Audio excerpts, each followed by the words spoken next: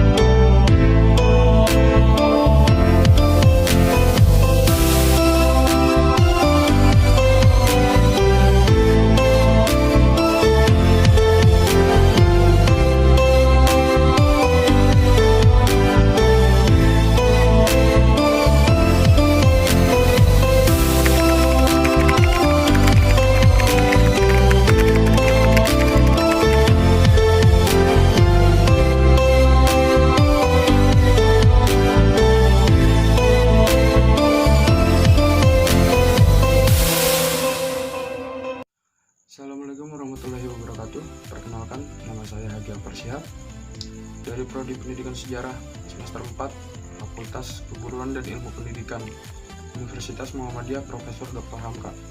Selamat berjumpa di kegiatan PLP 1 atau Perkenalan Lingkungan Persekolahan. Kegiatan PLP ini dilakukan secara daring karena situasi yang tidak memungkinkan untuk dilakukan secara langsung.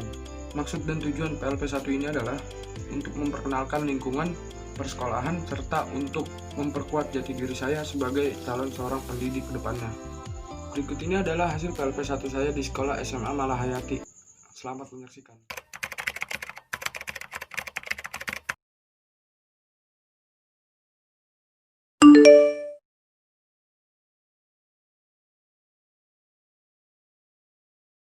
Siswa itu dijalankan gitu Pak di lingkungan sekolah. Yang terkait dengan karakteristik tadi ya. Iya Pak. Ya, secara prinsip dijalankan. Hanya saja kan dalam pelaksanaan implementasi tentang karakteristik itu tidak semudah apa yang kita bayangkan lah. Apalagi dengan anak-anak milenial zaman sekarang gitu kan. Anak-anak sekarang zamannya pengennya serba instan gitu. Maunya cepat dan seterusnya.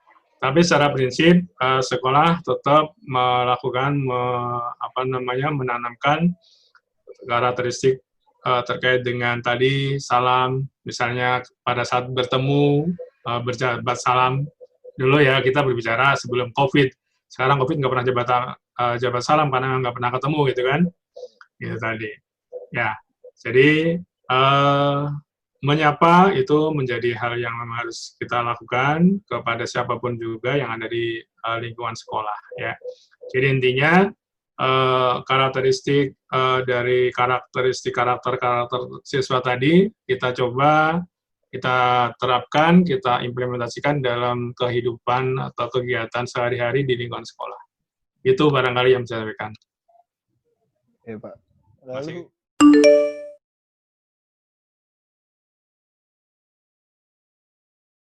ada sanksi yang berlaku atau tidak, dan bagaimana gitu penerapannya?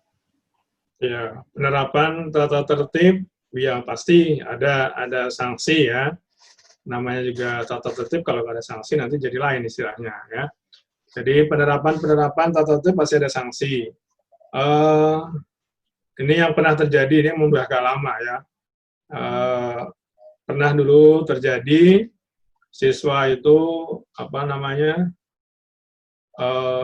ya istilahnya menurut dia main-main, tapi main-main yang tidak pada tempatnya, yaitu membakar kertas di ruangan kelas itu kan, ya dengan efek yang tidak terfikirkan oleh yang bersangkutan, sehingga ya yang bersangkutan kita panggil, bahkan karena ini sangat berbahaya, ya harus diperingatkan secara keras dengan surat peringatan.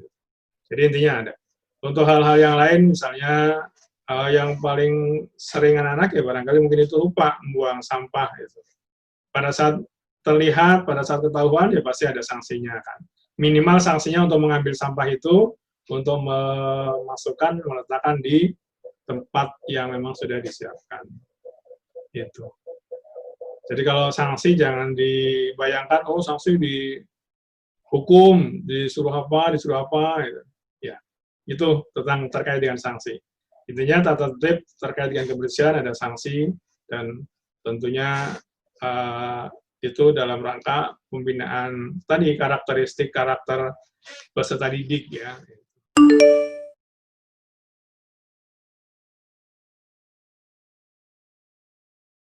Terkait dengan kegiatan seremonial selama pandemi ya secara prinsip kita mengikuti aturan pemerintah dilarang berkerumun gitu kan. Jadi jalan keluarnya ya kita lakukan dengan online ataupun dengan daring tadi, sehingga untuk seremonial tetap bisa berjalan, hanya metodenya atau caranya lain. Jadi caranya tidak berkumpul, tapi melalui jaringan, melalui Meet, Google Meet biasanya ya. Seperti kemarin pada saat pembukaan MPLS, kita kan tidak bisa mengumpulkan anak-anak secara secara fisik di satu tempat, tapi kita buatkan pertemuan secara daring dengan Google Meeting ya, gitu. Seperti rapat-rapat atau pertemuan-pertemuan yang kita lakukan dengan guru juga kita laksanakan.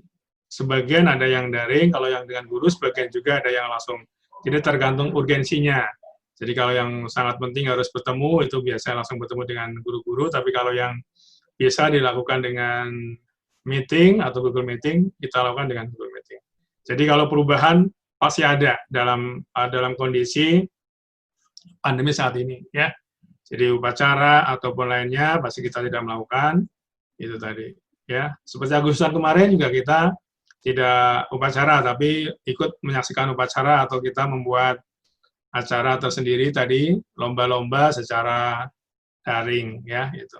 Dan hasil lombanya, apa pesertanya pun hasil akhirnya kita share di media daring atau di YouTube atau yang di Instagram. Itu barangkali. Secara prinsip ada perubahan kegiatan yang tadinya upacara-upacara dalam tanda kutip berkerumun kita tidak lakukan, tapi kegiatan itu kita lakukan dengan cara daring. Itu barangkali, Abi.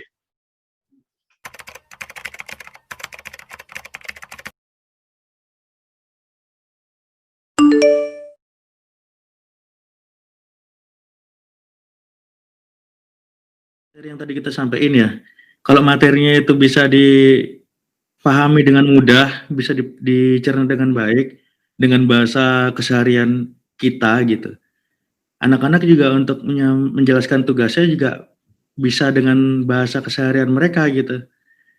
Jadi kalau misalnya anak udah responnya positif dari materi kita, biasanya dia enjoy itu untuk ngerjain tugas-tugasnya juga. Kalau saya pribadi emang nggak pakai bahasa baku sih untuk penugasan segala macam ya, gitu.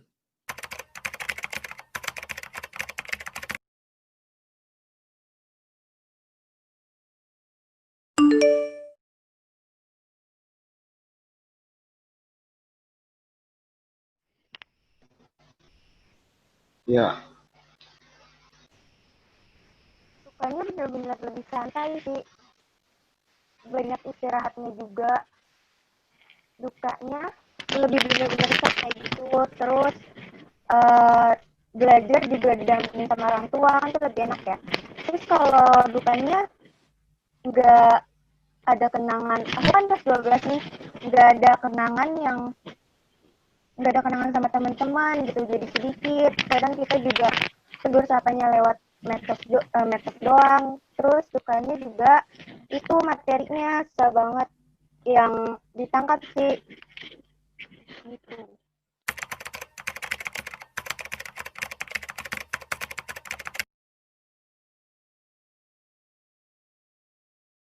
Setelah melakukan PLP 1 ini, dapat disimpulkan bahwa melalui wawancara kepada Kepala Sekolah SMA Malahayati, guru sejarah SMA Malahayati, serta peserta didik di SMA Malahayati ini berjalan dengan baik.